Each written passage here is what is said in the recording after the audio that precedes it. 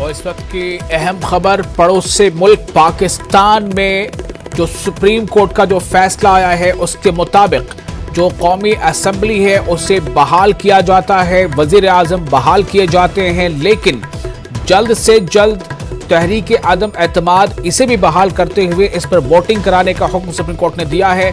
9 अप्रैल यानी हफ्ते के रोज इसका कौमी असेंबली का इजलास तलब किया जाएगा, इजलास बुलाया जाएगा और 9 अप्रैल को ही तहरीक अदम एतमाद के तहत वोटिंग कराई जाएगी। अब सीधे तौर पर ये जो पूरा मामला है वो कौमी असेंबली के अंदर ही निपटना है। इस मामले में अब कैप्टन जो क्रिकेट के कैप्टन रह चुके हैं पाकिस्तानी कौमी टीम के इमरान खान को अब ये तय करना है कि क्या उनकी जो ये एक्सरसाइज रही है पिछले 4-5 दिनों की, इस एक्सरसाइज का क्या नतीजा निकलता है। क्या इमरान खान अपने लिए हालात साजगार बना सकते हैं जब वोटिंग का दौर हो रहा होगा। कामरान साकी हमारे साथ जुड़ चुके हैं, सीनियर सहाफी हैं, पाकिस्तान से हमारे साथ जुड़ चुके हैं। कामरान, क्या ऐसे ही किसी फैसले की तवक्को की जा रही थी? इमरान खान के लिए अब ये हालात कैसे हैं? क्या 3-4 दिनों का जो मौका मिल गया, क्या उन्होंने अपने हिमायतियों को इतना मोबिलाइज कर लिया है कि जो उनके हक में नंबर आने चाहिए तहरीक एतमाद वोटिंग में वो हासिल कर लेंगे?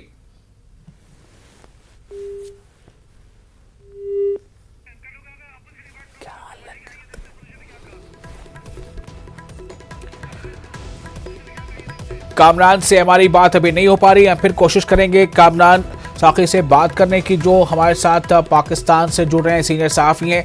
आइए आपको सुनाते हैं कि अपोजिशन के जो लीडरान हैं उन्होंने सुप्रीम कोर्ट के इस फैसले के बाद क्या अपना रद्द अमल दिया है। मुआशी इस्तेकाम के लिए मिलकर काम करेंगे ताकि इस रियासत खुदादाद जो है इसको मजीद मजबूत करना है। अदलिया के हवाले से भी हम समझते हैं कि उन्होंने कौम की उम्मीदों पर पूरा उतरते हुए बड़ा इत्मीनान बख्श फैसला दिया और इस पर आज कौम कल अब यौम एहतजाज नहीं होगा बल्कि यौम तशक्कुर होगा। जुमे की नमाज़ों में लोग 2 रकात शुक्राने का नफल भी पढ़ें, पाकिस्तान की बका और उसके इस्तेहकाम के लिए दुआएं भी करें और पाकिस्तान में जो सियासी बहरान, माशी बहरान आए हैं, अल्लाह ताला पाकिस्तान को इन बहरानों से निकाले और इंशाअल्लाह अब कल पूरे मुल्क के कोने कोने में यौम तशक्कुर भी होगा, उसके लिए दुआएं भी होंगी, रैलियां भी होंगी और वो जो पहले ऐलान था कि यौम तहफ़्फ़ुज़ आईन पाकिस्तान उसमें एहतजाज का पहलू शामिल था, इसलिए उसको यौम तशक्कुर में तब्दील किया जा रहा है। इसका ऐलान करने के लिए मैं हाज़िर हुआ हूँ। बाकी साहिबान अब मज़ीद भी आपसे बात करेंगे। जी बहुत शुक्रिया।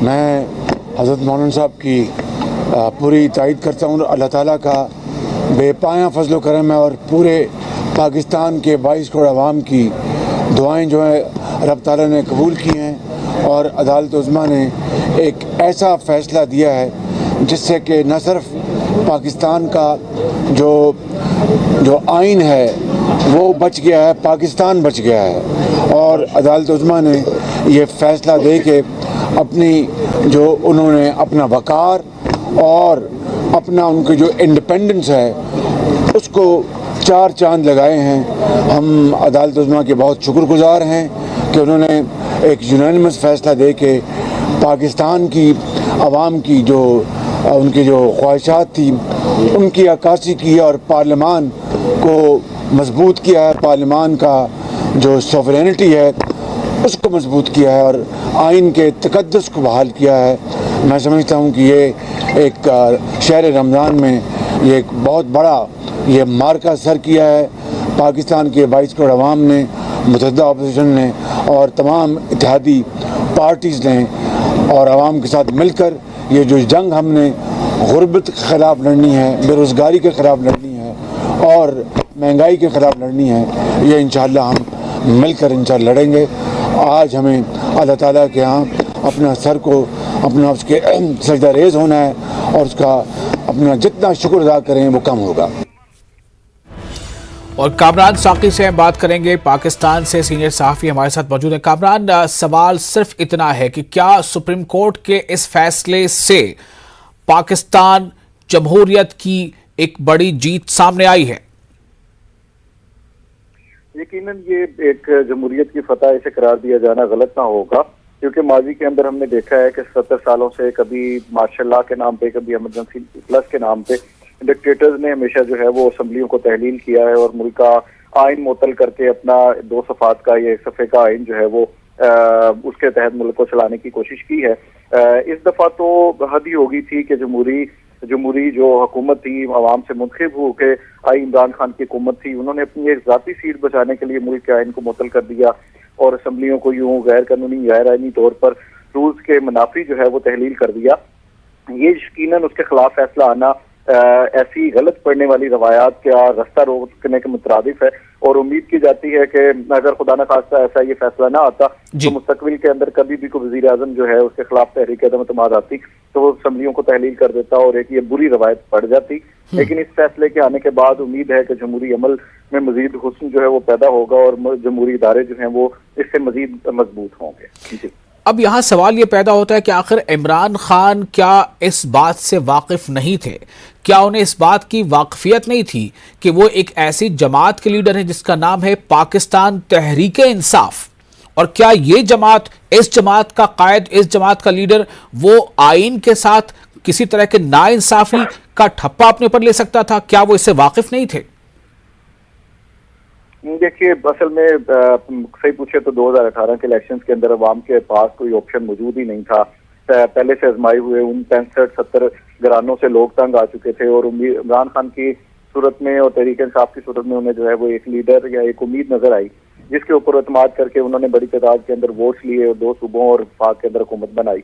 लेकिन इक़्तिदार में आने के बाद उन्होंने यू टर्न्स लेना शुरू कर दिए और अपने ही कहे हुए अल्फाज और जो उनका इलेक्शन का मंशूर था उससे मुकर गए। जैसे वर्ल्ड बैंक से कर्जा नहीं लूंगा मैं, चाहे मुझे खुदकशी करना पड़े, अवाम को रिलीफ दूंगा, इतने करोड़ घर दूंगा, इतने करोड़ नौकरियां दूंगा, उन तमाम चीजों से वो मुनिरफ हो गए। ऐसा ही अमल अब देखने में आया कि उन्होंने अपनी जाती कुर्सी, जैसे आपने कहा कि उनसे एक उम्मीदें थी, और अगर आप एक पड़ोसी मुल्क जो है वो इस नजर से देखता है तो यकीनन यहाँ के अवाम जिन्होंने उन्हें मोहब्बत से मुंतखब किया था उनकी तो उम्मीदें और भी ज्यादा थी। तो उन उम्मीदों पे पानी फेरना, मैंने जैसे पहले कहा कि किसी डिक्टेटर के माशाल्लाह लगाने पे शायद हमें उतना दुख ना होता जितना एक जमहूरी हुकूमत की तरफ से अपनी एक शख्स की सीट बचाने के लिए तमाम सिस्टम को डीरेल कर देना, तमाम लोगों को मुतहिद नुमाइंदान को घर भेज देना। ये मेरे ख्याल इससे ज्यादा इंतहा कोई हो नहीं सकती थी जो इमरान खान पे हुई। यकीनन उनके गिर्द जो उनका खुशामदी टोला है, जो उनके एडवाइजर्स हैं, उन्होंने हमेशा जैसे जो मुल्क की मईशत का हाल जो उन्होंने उनके मशीरों ने करवाया है उनके हाथों, ऐसा ही ये मामला भी करवाया। वो समझते थे कि डिप्टी स्पीकर या स्पीकर की रोलिंग जो है वो सुप्रीम कोर्ट या किसी और इदारे में चैलेंज नहीं हो सकती, लेकिन ऐसा हरगिज नहीं था। उन्होंने शायद वो फैसले और माजी के फैसले भी नहीं पढ़े थे जिनमें ये साफ है और आइन में भी ये साफ दर्ज है कि आप अगर वो कोई गैर कानूनी गैर आइनी फैसला लेता है या रूलिंग देता है तो उसके अंदर सुप्रीम कोर्ट यकीनन दाखिल कर सकती है। और हमेशा से ही आपको भी इल्म में है कि सुप्रीम कोर्ट किसी भी मुल्क की हो, चाहे इंडिया में हो या पाकिस्तान हो, उसका फैसला हतमी हो माना जाता है। जहाँ पे भी आइन और कानून या रूल्स की बात होती है और उसकी तशरीह की या किसी कायदा किसी जगह पे कंफ्यूज हो रहा होता है तो उसके सुलझने की अगर हमें कहीं रहनुमाई की जरूरत पड़ती है तो यकीनन सुप्रीम कोर्ट ही होता है। और ये सुप्रीम कोर्ट ने आज के जजमेंट तमाम लोगों को दे रहा है, दुरुस्त है, 2-3 दिन लिए। जैसा कामरान, जैसा आपने बताया कि बेशक इस फैसले से एक नज़ीर साबित होती है और ये फैसला एक नज़ीर बन जाता है कि अब आइंदा शायद कोई भी वज़ीर आज़म ऐसा न करे कि जब कभी उसके ख़िलाफ़ तहरीक अदम एतमाद लाया जाए तो वो असम्बलियों को तहलील करे या असम्बली को तहलील कर दे।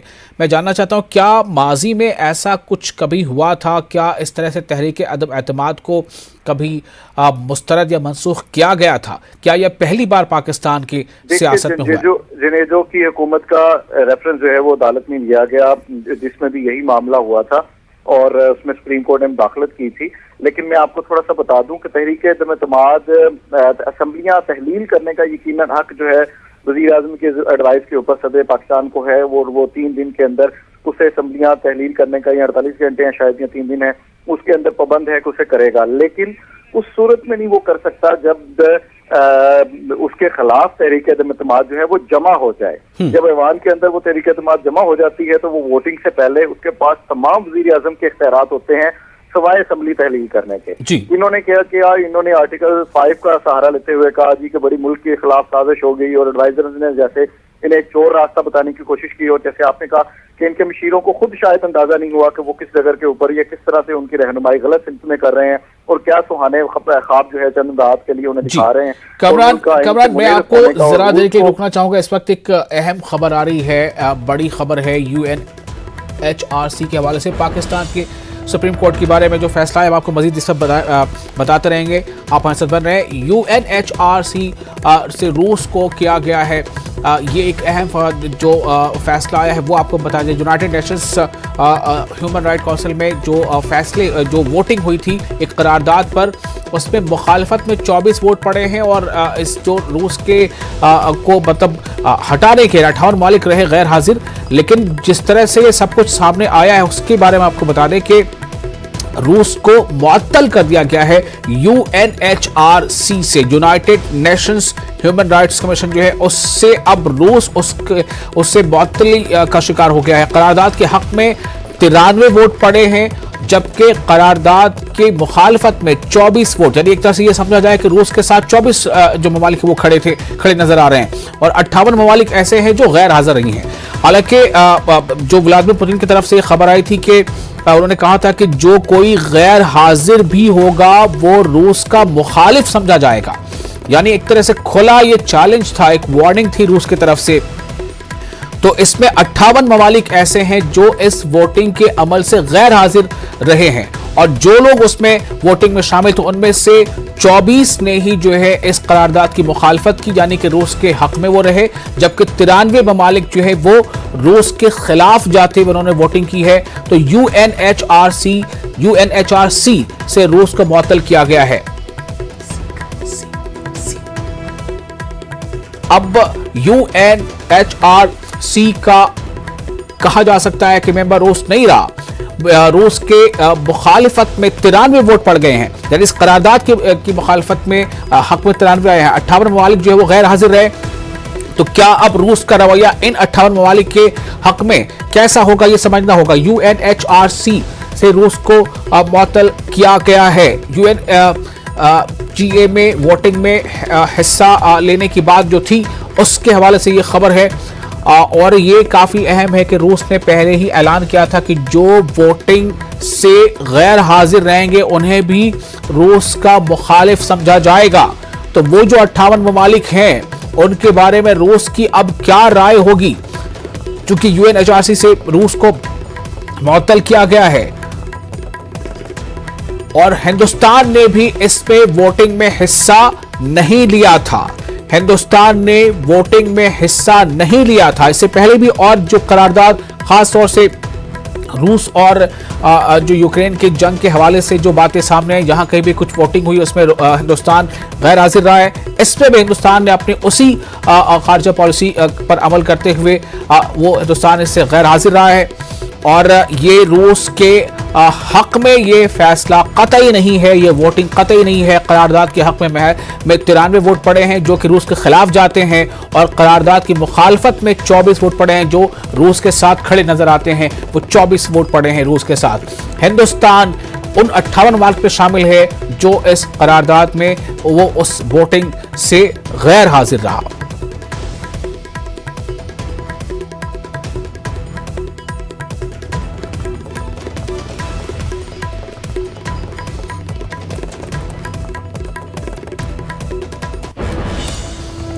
तो इस वक्त की एक अहम खबर, और खबर ये है कि रूस को UNHRC से मुअत्तल कर दिया गया है। UNGA यानी यूनाइटेड नेशंस जनरल असेंबली में वोटिंग जो हुई उस वोटिंग में इस करारदाद के हक में 93 वोट पड़े, इसकी मुखालफत में 24 वोट पड़े हैं, और 58 ममालिक ऐसे हैं जो इसमें शामिल नहीं हुए, इस वोटिंग के अमल में शामिल नहीं हुए, और उनमें हिंदुस्तान भी शामिल है। तो यूनाइटेड नेशंस जो है उसकी एक बॉडी है ये United Nations human rights council UNHRC।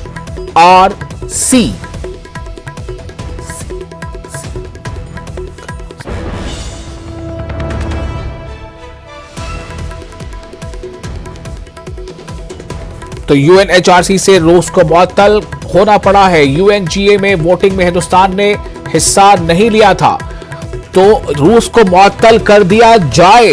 इस करारदाद के हक में 93 वोट पड़े हैं, यानी कि ये 93 वोट रूस के खिलाफ जा रहे हैं, और रूस को मुअत्तल न किया जाए इसके हक में 24 वोट पड़े हैं, यानी कि ये रूस के साथ खड़े नजर आ रहे हैं। और 58 ऐसे ममालिक हैं जो इस वोटिंग के अमल से जिन्होंने गैर हाजिरी को ही अपना बेहतर स्ट्रैटेजी माना है।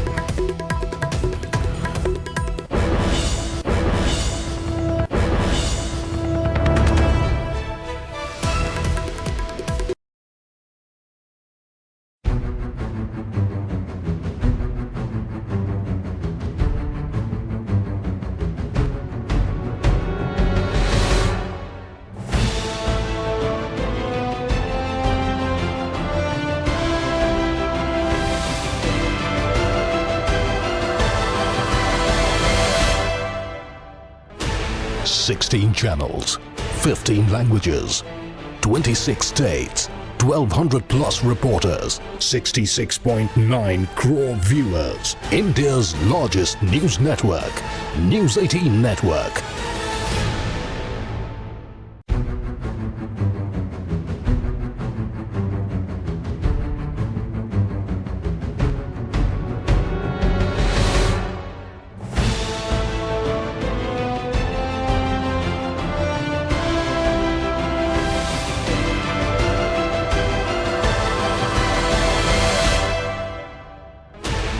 Sixteen channels, 15 languages, 26 states, 1,200 plus reporters, 66.9 crore viewers. India's largest news network, News 18 Network.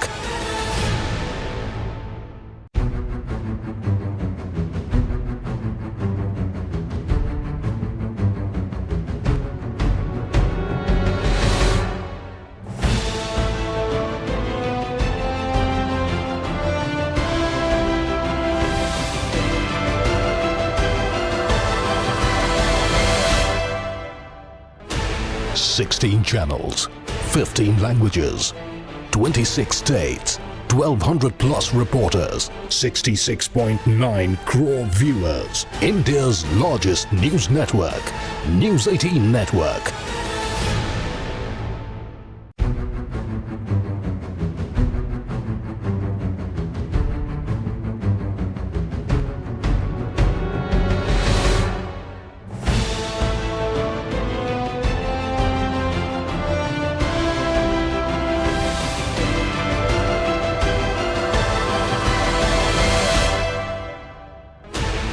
Sixteen channels, 15 languages, 26 states, 1,200 plus. और इस वक्त एक अहम खबर, UNHRC से रूस को किया गया मुअत्तल। United Nations human rights council UNHRC से रूस अब मुअत्तल हो चुका है। दरअसल इसको लेकर यूनाइटेड नेशंस जनरल असेंबली में करारदाद पेश की गई थी और इस करारदाद का मतन यह था कि रूस को United Nations human rights council से मुअत्तल किया जाए। तो इस करारदाद के हक में 93 वोट पड़े, यानी कि ये 93 वोट रूस के खिलाफ पड़े, और इस करारदाद की मुखालफत में 24 वोट पड़े, यानी कि ये 24 वोट रूस के हक में पड़े। तो इस तरह से रूस को एक बड़ा झटका लगा है और ये सब कुछ रूस की जो यूक्रेन के साथ जो जंग जारी है उसकी पादाश में हुआ है। ऐसे ममालिक जो इस वोटिंग में शामिल नहीं हुए उनकी तादाद 58 है और इन 58 में हिंदुस्तान भी शामिल है। हिंदुस्तान ने अपनी जो खारजा पॉलिसी है उसे लगातार बरकरार रखा है। हिंदुस्तान ने इस वोटिंग में हिस्सा नहीं लिया। हिंदुस्तान इस वोटिंग के अमल से गैर हाजिर रहा। हालांकि रूस की तरफ से दुनिया के उन तमाम लोगों को, मुल्कों को जो UNHRC के मेंबर हैं उन्हें ये एक तरह से इंतबाह दिया गया था कि जो वोटिंग में शामिल नहीं होंगे उन्हें भी रूस का मुखालिफ समझा जाएगा। हमारे साथ मोहिबुल हक जुड़े हुए हैं। जैसा मैंने पहले बताया कि वो बैनुल-अक़वामी उमूर के माहिर हैं। मोहिबुल हक साहब, आपका फिर से एक बार इस्तकबाल है। मोहिबुल हक जो है पॉलिटिकल साइंस प्रोफेसर हैं अलीगढ़ मुस्लिम यूनिवर्सिटी में। रूस के लिए यह कितना बड़ा झटका है? रूस UNHRC यानी United Nations human rights council से मुअत्तल किया जा चुका है। देखिए ये इस बात का सबूत है कि जो इंटरनेशनल पब्लिक ओपिनियन है वो रूस के खिलाफ है, और अमेरिका और नाटो ममालिक ने जो घेराबंदी रूस की करने की कोशिश की है उसमें वो काफी हद तक कामयाब है। इतनी बड़ी तादाद में कंट्रीज का वोट करना रूस के खिलाफ और उसको human rights council United nation की जो सबसे बड़ी ह्यूमन राइट्स बॉडी है उससे बाहर करना, यह अपने आप में रूस के लिए बहुत बड़ा सेटबैक है। लेकिन दूसरी जानब जो 58 ममालिक यानी न्यूट्रलिटी जो अपने शो कर रहे हैं, और खास करके हिंदुस्तान, मैं ये समझता हूँ कि इतने प्रेशर के बावजूद हिंदुस्तान ने जो एक इंडिपेंडेंट फॉरेन पॉलिसी का मुजाहरा किया है कि neither with the United states of America not with Russia इस सिचुएशन में। और अगर आप देखें पार्लियामेंट में कंडेंसिंग किया जो वहां पे एट्रोसिटीज हुई हैं यूक्रेन में, तो हिंदुस्तान ने एक बार फिर से ये साबित किया है कि वो एक इंडिपेंडेंट फॉरेन पॉलिसी को फॉलो करता है या उसके अमल पैरा है, और वो मेजर पावर्स के प्रेशर में नहीं आता है। जी, तो ये समझा जाए कि रूस अपने इस स्टैंड में कहां तक कामयाब रहा। रूस अगर ये चाह रहा था कि जो एक मोनोपोली बनी हुई है अमेरिका की उससे ब्रेक किया जाए, तो क्या ये माना जाए, चूंकि सीधे तौर पर 24 ममालिक तो ऐसे हैं जो रूस के साथ खड़े नजर आ रहे हैं इस मामले में, ये तो सीधा फैसला है। दूसरी तरफ जो 58 ममालिक हैं जो गैर हाजिर रहे, इसका मतलब ये कि वो कम अज कम वो इस करारदाद के हक में नहीं है। तो इसको किसका क्या रूस के लिए इसे एक मतलब शुरुआती कामयाबी के तौर पर देखा जाए, इसे अमेरिका या उन ममालिक के लिए जो वेस्टर्न पावर बनकर चाहते हैं कि उनका असर और रसूख दूसरी तरफ हो, क्या उनके लिए एक सेटबैक समझा जाए, कैसे देखा जाए इसे? देखिए, सबसे बड़ी बात यह है कि रूस एक मेजर पावर है, खास करके मिलिट्री सुपर पावर है, एनर्जी सुपर पावर समझा जाता है। Human rights council United Nations की अगर कोई बॉडी है और उससे अगर उसे वोटिंग के जरिए बाहर कर दिया जाए तो ये अपने आप में मोरली अगर आप देखें तो मोरल विक्ट्री नाटो कंट्रीज या जो यूक्रेन और उसके हलीफ ममालिक हैं उनकी एक मोरल विक्ट्री इसमें हो जाती है। लेकिन दूसरी जो सबसे अहम बात है जिसमें हमें गौर करने की जरूरत है कि देखिए ह्यूमन राइट्स काउंसिल से अगर रूस को बाहर कर दिया जाए तो इससे सिवाय इसके कि एक मोरल विक्ट्री तो हो जाती है यूनाइटेड स्टेट्स ऑफ अमेरिका या वेस्टर्न ममालिक की, लेकिन रूस को कोई बहुत ज्यादा इससे फर्क नहीं पड़ता।